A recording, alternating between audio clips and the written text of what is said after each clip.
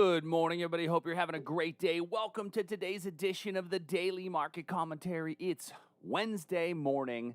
It is going to be a beautiful day as we're seeing a little bit of pullback in the markets after last night's debate. Argument. It was quite an interesting night. I was paying attention and taking a look at the futures markets afterwards, and we saw a pretty big sell-off that started right as those debates kind of kicked off. We sold off a little bit, but then we kind of rallied up a little bit in the overnight. I think there's a chance we continue to come down a little bit today, and so we'll take a look at that overall. So I hope you guys having an Andrew says pathetic. It was an interesting evening. It felt like if you ever see those memes of the guys that leave the nursery home and the retirement home and start fighting each other on the street? That's kind of what I felt like. So, Liz, I'd like to not talk about that, but let's just say life is hard. Bacon helps. That's all I have to say about that. I'd like to not talk about that, but it was rough. It was rough. It was a long night. So, all right, let's go ahead and get started with our session this evening. Quick reminder, don't forget about our October the 15th Trader Summit. Don't forget about our October 15th Trader Summit. Go to tradersarmy.com/Trader Summit to register. We've got I think it's going to be the best one we've done yet. It's going to be fun. All right, let's get rolling. So the ES this morning, we had a little bit of a potential breakdown level yesterday where price did give us a bit of a breakdown. We didn't make it all the way to the target that I wanted before kind of coming back up to the breakdown point. We did then eventually make it down to the target that I was looking for, but it came really close, and then we moved away. Now, once we came really close and moved away, that converts this trade to a confirmation. So I actually switched the lines this morning to a confirmation because once we come that close, our rules tell us it's got to be a confirmation entry, and then we pop down below it last night. So what am I looking for this morning? I think there's a chance that we continue to roll over a little bit. Our 4-hour trend, technically our 4-hour trend has kind of flipped a little bit, and that I wouldn't be surprised to see us reverse off of here and head higher, but we could realistically come a bit lower, even into this region here, before then reversing a bit higher. Looking at our latest move down, if we get a 50% retracement here, that would be right at 32.84, would be about a 50% retracement of this larger move. So when I go here to the 1 hour and I look at that 32.84, we do have a little level right here where we could see a bit of a reversal. So let's keep an eye on that one for today. Unfortunately, because we came close to there and were unable to get filled, that has to be a confirmation entry at best. The only way that I can take that is as a confirmation entry because we came close to it and didn't get in. That's the way that I would look at there. And I also want to go look at that on a 15-minute chart because I may decide to switch it to a 15. Yeah, a little bit of a trap outside of the Globex session. That's kind of what I'm thinking of, Andrew, as well. When I look at this on the 15, though, it makes me change it a bit. And when I look at it on the 15, I see a bit of a level on top of a level situation with this area down here as the cleaner zone.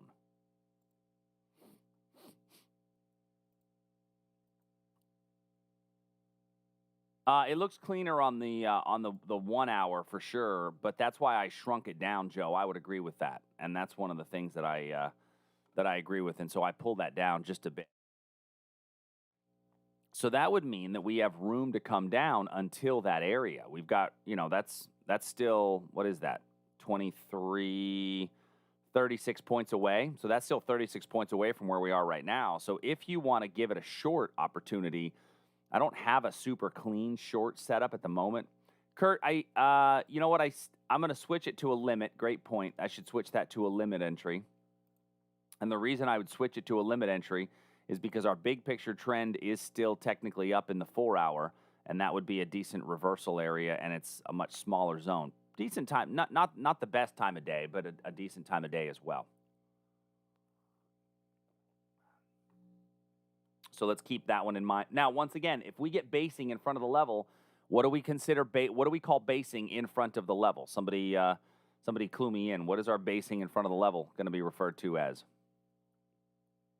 All right.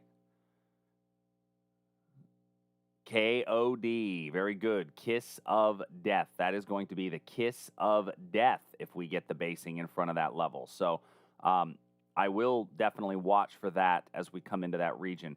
I am going to, kind of keep this on my screen today and look for basing, though, as an opportunity to get in on a short breakdown trade.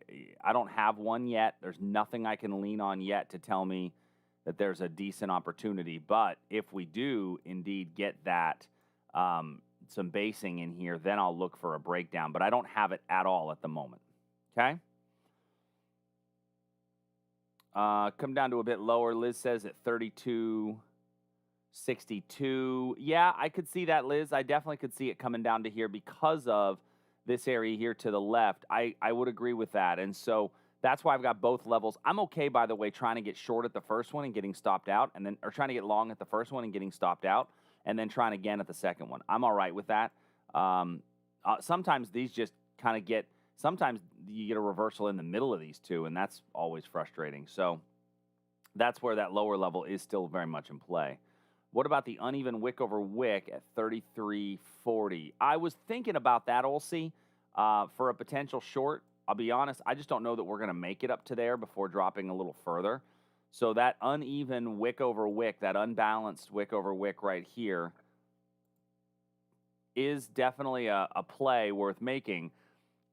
My only fear of there is I'm not, I don't know that I've got the confidence that we're going to rally up 17 points to get there. Right? I don't know that I've got the confidence we're going to rally up 17 points to get there. Oh, 33.40. I'm sorry. I'm not quite high enough. Up here. Yeah, I really don't have the confidence we're going to rally high enough to get there. We might. We very well could. And so let's leave it in there because that's actually not a bad level. It's an uneven wick over wick, which is slightly lower probabilities. But let's leave it in there because it is, right below a pivot high. I just don't know that we're going to make it there. All right. Let's go to the NASDAQ. So in our NASDAQ position, we had a potential breakdown level here yesterday. We did get a pretty clean breakdown, but 1, 2, 3, 4, 5, 6 candles later, we were right exactly where we started, as the markets went absolutely nowhere from our breakdown. I mean, literally to the tick, we were right where we started, and so no real loss on that position, which is okay. I'll take those. Right? That's why we have our 6 candle rule. And then we came down into this confirmation area of demand, and we got a little rally away. If you take that one, 1, 2, 3, 4, 5, this is our 6th candle right now. So if you happen to be around at that time of the day to take that open, and that was right around the London Open, and you're in it, you should be profitable by about 30 points or so. But I think it's time to take your stop and move it to break even. I'm going to remove that level from here. I think if we continue to drop, this is our best area of demand at 11,030 by 11,006. That's a slightly uneven wick over wick on the hourly chart, but a clean looking one at that, and I'm okay with it because it looks pretty clean. So the next one that I would look for is, okay, are we going to continue to drop? Because we are putting in, at the moment, this price shape, right? Move up and arrest, what we call our bear rally short setup. So it's putting up a little bit of that bear rally short setup. And with that bear rally short setup, we would look for the opportunity to get short somewhere down in here. In reality, the last candlestick is not a bad one to go candle to candle off of. If you wanted to get short right in here with your stop just above this pivot, that's a little farther away than what you may be comfortable with. But I think that there's a chance we continue to trade down from here. I really do, just based on what I've seen so far today. There is a little 15-minute wick over wick up here. Oh, geez, that's an hour. Let's go to a 15. There is a little, unbalanced wick over. It's actually not unbalanced. It's very balanced. This is similar to the one, Olsey, that you just pointed out. So I'm going to put this one on here as well. and I'm going to switch this to a to a pink level because it's 15 minutes. But it's much cleaner than the S&P one from as far as being balanced in the wick over wick level. And it was right as the debate was kind of wrapping up last night here in the U.S. This also covers 11,000. Talking about so when I go to the 4 out, yeah, that is right there at that whole round number piece. Andrew, I agree. The time of the day on that is not great. That is not a great time of day. That's typically going to be some of the worst times of day. But I'm wondering if there's enough news driven in there because of the end of the debate for it to still be valid. I don't know that it is, but it's worth. Oops, I hit the wrong button. But it's worth me considering and taking a look at. All right, looking at the rut. So the rut we didn't have a breakout set up on the rut yesterday. It didn't look as clean, and we still have a 15-minute level below us that was a strong rally up during a Globex period. So I think this level is still valid, 1482 by 1480. If price makes it back down into that region today, we could see a little reversal. I kind of like that one a lot, actually. I think that's still a pretty clean area, pretty clean zone that we've got some room to drop to make it a viable position. Nothing else I'm going to add to today inside the Russell. I will note the Russell's down 0.4%, the Nasdaq's down 0.5%, and the S&P's down 0.4%. So we're down less than 0.5%. There's not a huge bearish sentiment today. Yeah, you're right, Liz. It is trading. If I go to the daily chart, we're a little bit outside of yesterday's range, but right now we are just barely, right? So it's pretty close. Oh, that's the NQ. I'm sorry. The Russell, we're outside of it on the. There it is. Just got a little bit outside, but just barely, right? And that's a pretty big reversal candle on its own. So I'll be interested to see what happens. And then the last one is the Dow Jones. So the Dow yesterday actually did get a decent reversal off of our demand level. Hopefully some of you were able to catch some of this little bounce. This did get the breakdown, came right into our very clean area of demand, and we did get a nice little move away on the Dow. It wound up running up pretty much the whole rest of the day. Was a pretty good setup and a pretty good trade, but I think now we look like we may roll over and continue to come down, and our next clean area of demand is this 26,810 level down here. If you want to try to short the Dow today, we got to get below some of these pivots on the 15-minute. I would still want to see basing. I think basing is going to be the best way to get in on any of these markets today. I just don't know that we're going to get any of that clean basing. One thing I would say is that I think we can get a bit wicky at the open today. I think we might see the markets get a bit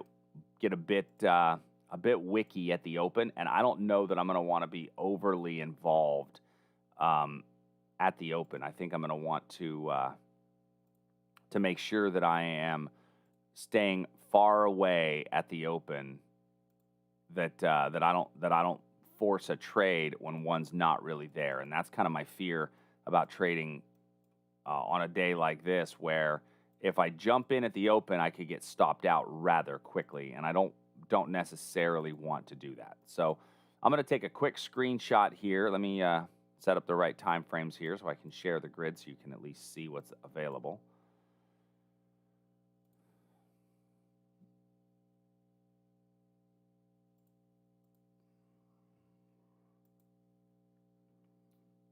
All right.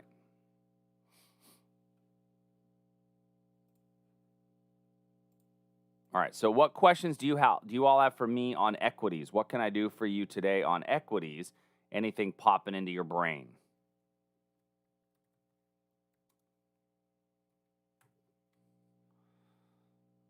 Before we move over to commodities. So if you guys are good, we're going to move over. No questions came in as of yet, but once again, I know there's a delay when it comes to YouTube, so I'll jump back if you guys do have a question. All right, so yesterday, crude oil. I talked about yesterday this kind of line here where I thought we could see a little move. We did get, nope, my brain is empty. Welcome to my life, Liz. We got a phenomenal confirmation reversal off of our level that came right back up into this 39.39 area. Pretty good move away. This was the level off of this little bit of basing that we had in here. So that was a really nice reversal trade. For those of you able to get in, this is why we do confirmation trades, by the way. The momentum was completely against us. And so if you took the long, if you took that long in that position, you've got to get long as it's coming out of the zone. So it gives you a little bit more confidence going against that momentum. And you really wind up picking up a bit of the corrective move, right? And you got a bit of the corrective move. So now what am I looking at for a reversal trade? So what I'm looking at for a reversal trade today would probably be this wick over wick up here if we make it up to that region. Now, that's a fairly wide wick over wick area. You're looking there at 30 ticks or so. So if I go to a 15-minute chart, can I trim that level up?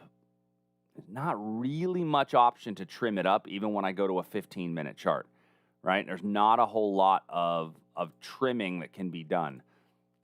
So I'm going to leave it as it is.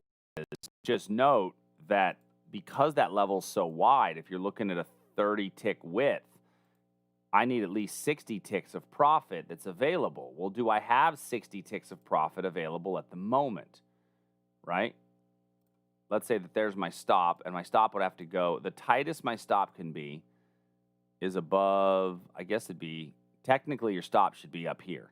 This red candle is the leg in. So your stop should be way up here because that's the leg in. And so even if you said, Chuck, that's way too wide. There's no way I'm going to go with a stop that wide, which that would turn it basically into a swing trade. Even if you just kept your stop to just above the zone, there's a 1-to-1 reward to risk, and there's a 2-to-1 reward to risk. So what would you say about our current basing?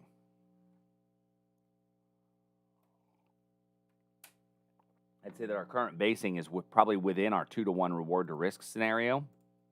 And so it might not make for the best trade from a reward to risk perspective. And so while I like the wick over wick level, the wick over wick level is very, very clean. It's very close. I'm not a huge fan of that.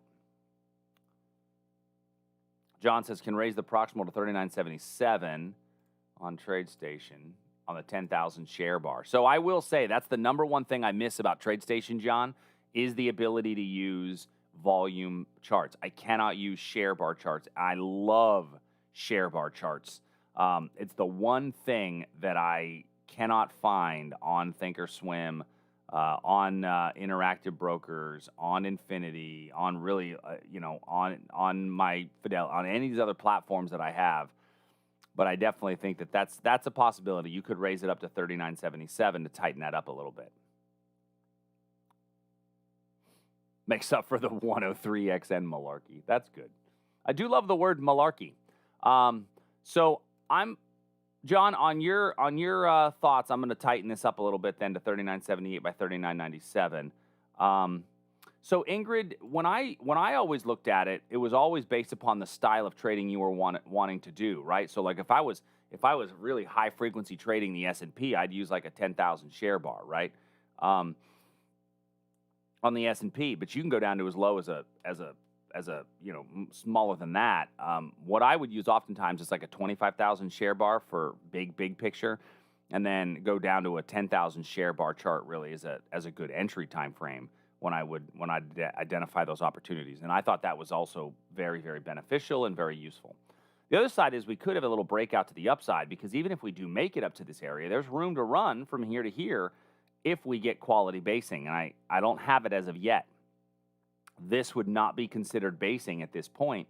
I'd still need a little bit better basing very close to the level as a chance to get in on a breakout to the upside.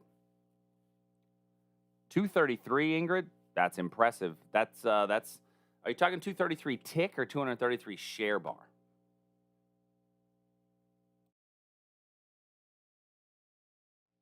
Yeah, they are great for scalping, but I'm not a huge. Once again, I do miss them, but I I don't do a lot of that high frequency trading stuff on Thinkorswim because I just don't have access to that anymore. Yeah, the tick bar is very different than the share bar, Ingrid. Tick bars and share bars are very, very different. So, and I don't have time to go into it this morning, but essentially one is volume and one is number of trades. And those are two different measurements. All right, gold yesterday. So gold yesterday wound up coming into our 15-minute level. And this is one time where the 6 candle rule it bit you in the as they say, in the tuchus. As you got 1, 2, 3, 4, 5, 6 candles later, we had gone nowhere. So the market said, hey, you should get out. And it dropped then a little bit. So maybe you move your stop to break even. Then it comes back up. You're out at break even. Well, then we get this dang move. And we got darn move. We got this really strong move away. So you're looking at yourself saying, I don't want to do that 6 candle rule thing anymore. What is Chuck talking about? I'm okay missing this. I'll be honest. I'm totally okay missing this because I got out at my 6 candle rule. Because more often than not, the 6 candle rule will save me more than it will hurt me. And that's what we found with this one. Is that it'll save me more often than it'll hurt me. We did get a nice move up to that level. And so now, what am I looking at? So I got to remove that zone. And we started to come down last night, once again, during the debates. I think there's a chance we could break down below this 1885 line and make it to this 1877 area. So just keep an eye out for some basing in here for price to make it down to this region here. I don't know that I'd go all the way to 1877, maybe 1880, and this is a possible for a short day trade, a small time frame day trade. I guess I shouldn't call it a short day trade. It's called a small time frame. This area appears a decent level of supply. Once again, not a great time of the day, but that's a news-driven time of the day based upon what we saw from the debate. All right. Next, Nat Gas. Let's pull to the X contract so that gap isn't there throwing us off. I don't want that gap to throw me off. So I really felt like, okay, we got a decent area of demand down here, and we did get a bounce off of there for about 8 seconds. But what did we get in front of the zone? What happened directly in front of the zone? As price was coming into that level, we had really strong momentum coming down into the zone. And then what happened on our way into the zone? As we were, just moseying along, doing our thing, right? We're doing what we do each and every day. We're moseying along, and then poof, look at all that basing. We get a lot of basing in there. And so all that basing makes it a lot weaker of an opportunity. And so price came into that region and then popped right through it. So the kiss of death reared its ugly head when we talk about the Nat Gas, in that the basing before the level totally invalidated that zone. We then came back up after we broke through. We got a little pop back up almost to the basing and then sold off again. So now when I look at this on the 4-hour, that is a very extreme move down after a very extreme move up. So I'm going to look and anticipate that prices are going to continue to move down, although we're getting a fair amount of volatility in here. I got to talk to John, who's my resident Nat Gas expert, and see what his thoughts are on some of this volatility. I'm not going to add anything to this today, and the reason I'm not is because I don't have a clean enough level for me to be willing to take a trade. When I look at this from a long perspective, from a short perspective, none of these supply levels up here excite me enough to take a short. And so I'm just not going to. I also don't have a great breakdown trade that looks good. When I move to the daily, which is our daily time period, that's a huge price shock candle that we had yesterday. An absolutely humongous price shock candle. Our next daily area of demand doesn't come into play until 2.4. So I think we're going to run down at least until 2.4. I'm not willing to try to guess where to get in when it's not a clean opportunity. All right, next, copper. So in our copper position yesterday, we did get a little rally up to this area of supply, and this one, unfortunately, was a quick stop out. So we had a couple of good trades yesterday. This was not one of them, as we had a drop-base drop, very clean level. Once again, basing in front of that zone, but enough that I would say, okay, maybe it's worth getting in. Price came up into here, immediately dropped away for a quick kind of 1-to-1, and then boom, popped right back up and stopped it. And now we're right back where we started. So I'm going to, once again, on this one, just like I did with Nat Gas, I'm not going to add anything. And there's no reason to add anything on these today when the market's just not giving me a whole heck of a lot. Looking at soy, in soy today, we are a little bit sideways, and I can see a potential for this to be our next breakdown point. And I'm looking at this because it was resistance, support, bounced off of there again. We've got a bit of a lower highs coming into this area. So I could very well see, if we get the basing, a breakdown below this region here in soy. And then corn, we didn't add much to corn yesterday, but corn's a very similar picture, although none of the reversal candles are big enough for me to look at a short in corn. All right, let me slide that off of here.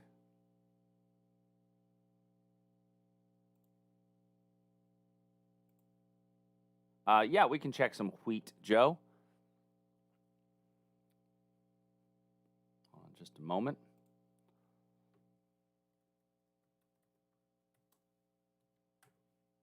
Let's check wheat.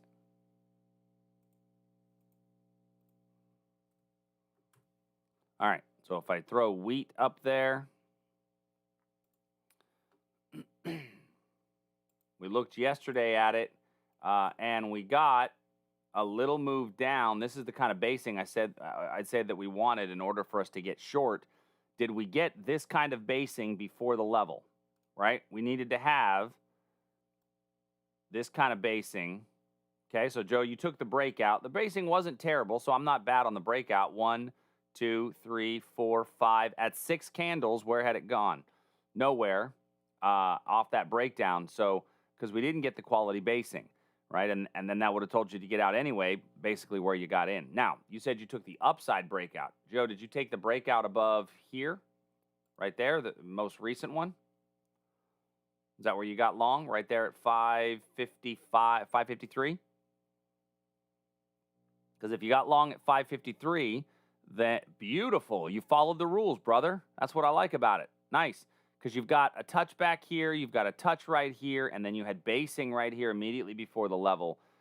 Stop right now should be at about 551. Is that about where your stop is, Joe? Because that's a little pivot. It's the clearer pivot is going to be right here at 548, but your tightest pivot would be at 551. So, you're starting to get a little bit of a move up on that piece. You've gotten a nice little run. Remember your 6 candle rule and just let it do its thing. Nice job. I like it. You followed the rules on it, that's for sure. So if I'm looking at this for a target, I'm initially gonna go with a 2-to-1 reward to risk as the target, right? So if your stop is right below there, call that 1-to-1. Call this 2-to-1, and you're looking at 561 as your first target. That's your first target on there is 561. If you want to continue, if you just want to take some off the table at 561, realistically, if we make it up beyond this long wick, you could make it to 569 would be your eventual target. That would be, if we're going to see a reversal in total trend and continue to go higher. All right. Let's move over to bonds and currencies, or should I just say currencies, because bonds, bonds.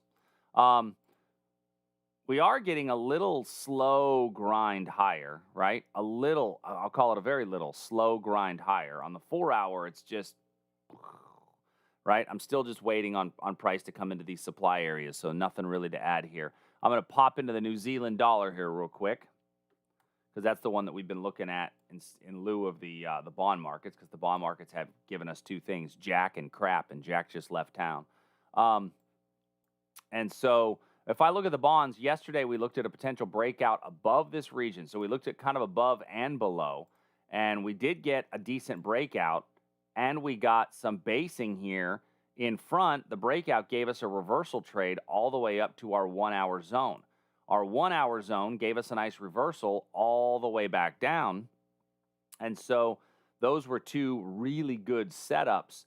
And then we said, okay, if you miss the breakout, you've got a 15-minute reversal opportunity here.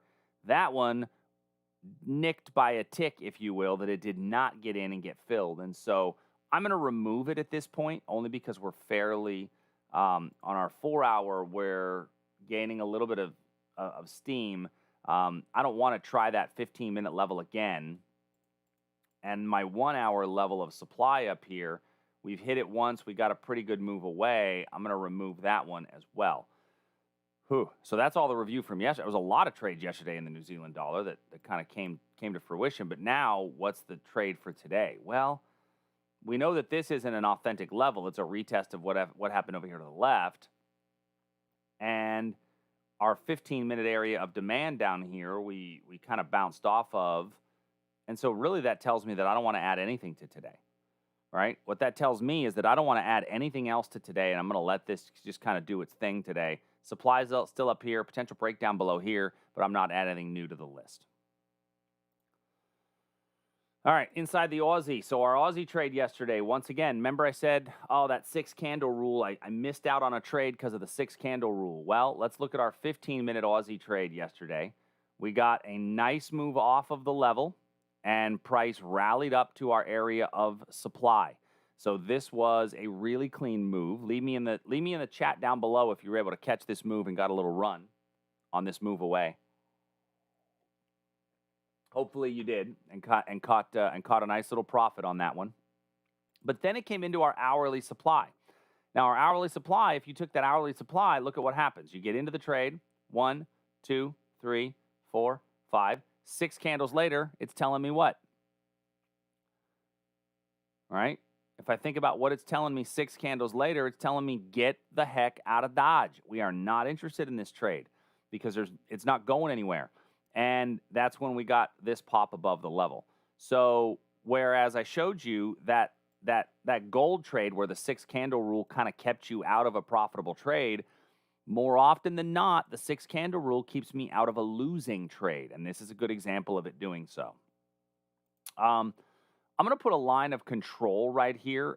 And I'm calling this a line of control because this was our supply area that we popped through. It's come back close to it. I don't know that this is going to be a true breakout trade below here, but I just want to keep this as kind of a line of control. I'm going to change this color here just so because I'm not thinking of it as a true breakout, but I'm just going to put this in here as a line of control where I think there's a chance price is going to gravitate back around this line. I'll look for areas that are formed around here for some basing around here. But I don't know that this is truly going to be an area where we're going to see a great trade opportunity. I just want to kind of keep that in mind as we're looking at our areas where we could see a reversal. If I look at the hourly demand, I think your hourly demand down here is actually a pretty good potential reversal point right in this area. Now, once again, bit of a retest. You know, here's our 15 that we had to move up. It's inside that move, but I think it could be an okay reversal point. The euro. So the euro, yesterday we talked about a potential candle-to-candle setup if we make it back down into this region. And we were looking at that on the 4-hour chart. And so we're not quite there yet, but let's see if we get one somewhere down in here on a candle-to-candle setup to opportunity is to go long. Other than that, nothing I'm adding based upon our movements from yesterday. Just keeping this level intact, not adding a whole bunch to it. Coming out of an hourly demand. Yeah, it's coming out of this hourly demand, but it's being very wicky out of that hourly demand, Joe. And so I'm going to look and see if we come back down to that 4-hour area, and then we get a candlestick reversal pattern in this 4-hour area. Canadian dollar. Look at that, buddy. I mean, that's just flowing like maple syrup. It's just not doing anything. We're bouncing in between areas of supply and demand. not a whole lot happening and not a whole lot changing. So when I consider this, I'm just going to leave this be. Nothing to add to this one. It's just bouncing between areas of supply and demand, and I'm not really giving this much of a move one way or the other. I'm just going to hold off on this one too. Nothing to see here. Move along, people. Move along. We did have this area of demand yesterday as far as the Great British Pound. We did not come into the overnight, and so we're basing in front of it. So that means I'm going to remove it. This was our target on that setup. So I'm going to remove that level. I don't see it as a good quality zone.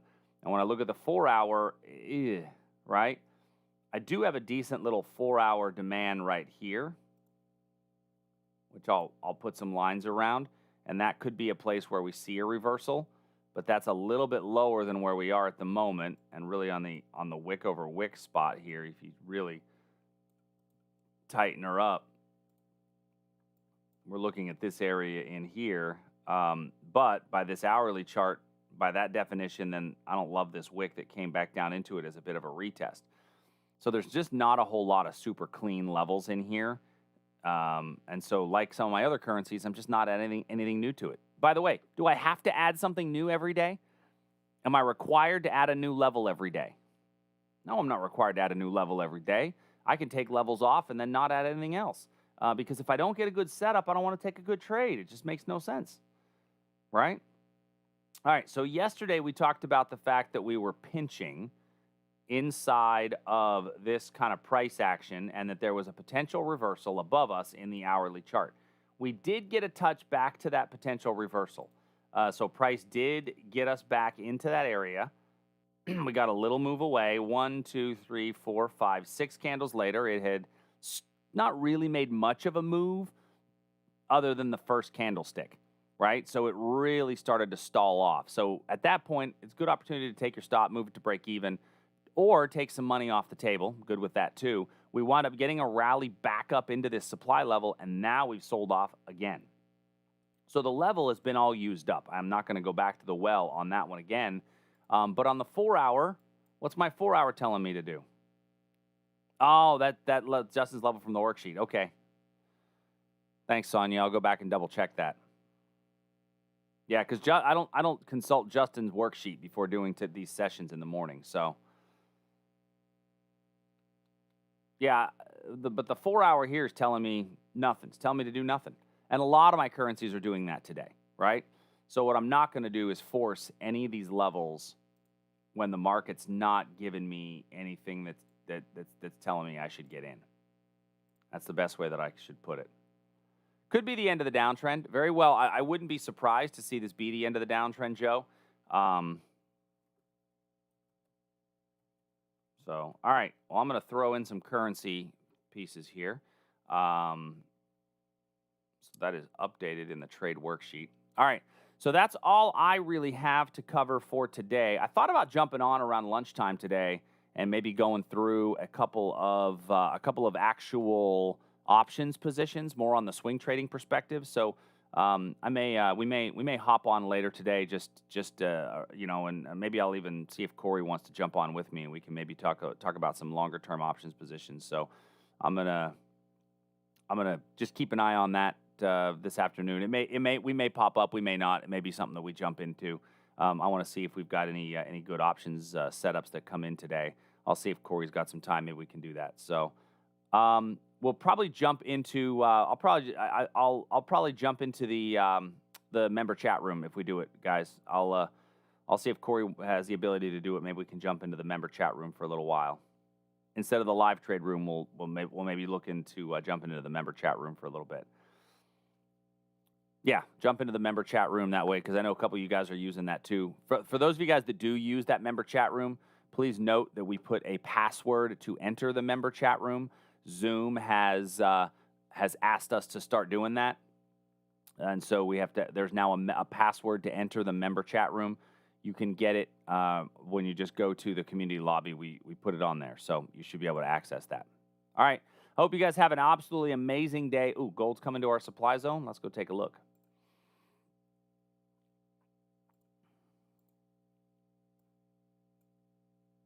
You talk. Oh, we were talking about this. We talking about this one up here, Olsey.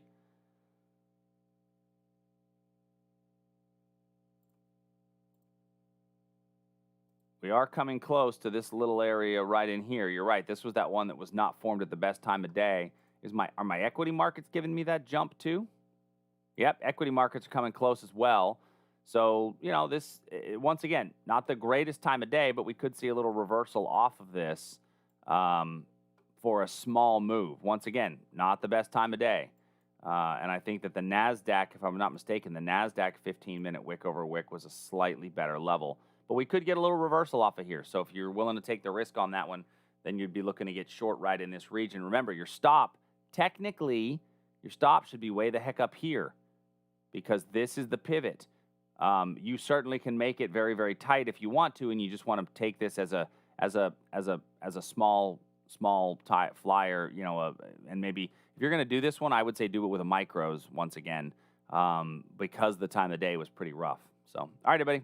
That's all I have for the day. I hope you guys are having an absolutely amazing, amazing Wednesday. I will talk to you soon. See ya.